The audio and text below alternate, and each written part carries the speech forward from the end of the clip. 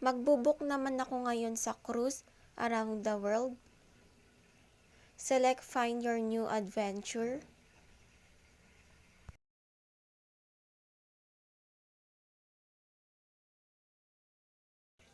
Then next, select recommended. Select price highest to lowest.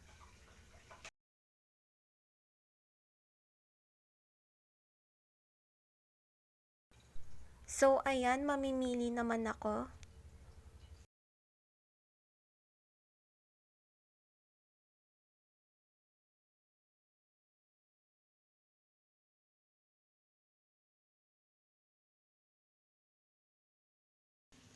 Etong New Zealand cruise, 10 nights.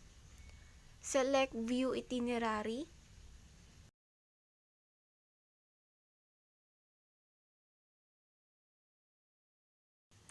Then select view dates.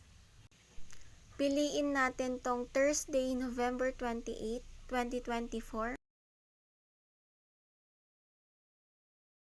Then select continue. Then one room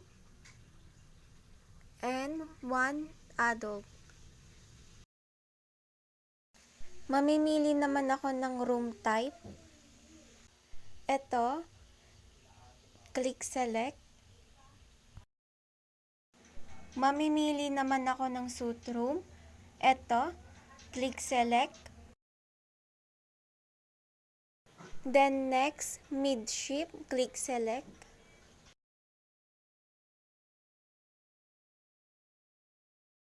Next naman, mamimili ako ng room number.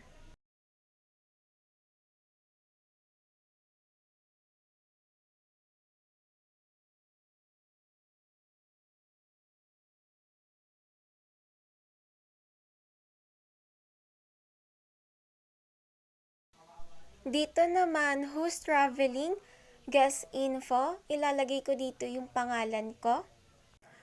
Ilalagay ko din dito yung date of birth ko, pati ang contact number at ang email ko. Ilalagay ko din dito sa citizenship kung saan akong bansa nakatira, kundi sa Philippines.